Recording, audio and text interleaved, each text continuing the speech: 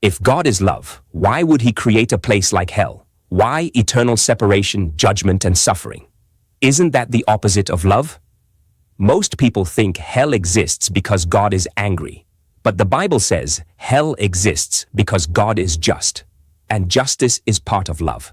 A God who ignores evil is not loving. A God who lets murder, abuse, oppression, lies, and cruelty go unpunished is not good. He is indifferent. If God is truly love, he must also be truly just. Hell is not a flaw in God's love. It is the consequence of rejecting that love. Hell is not for people who didn't try hard enough. Hell is for those who say to God, I don't want you. I don't need you. I will live without you.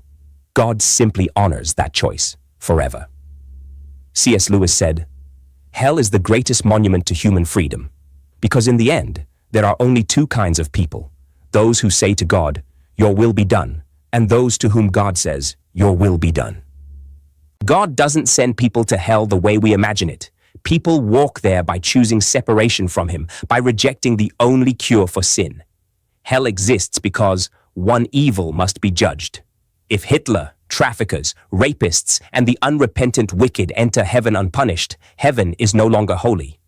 True love requires freedom. God forces no one into heaven. If someone refuses God in life, he will not force them into his presence in eternity. 3.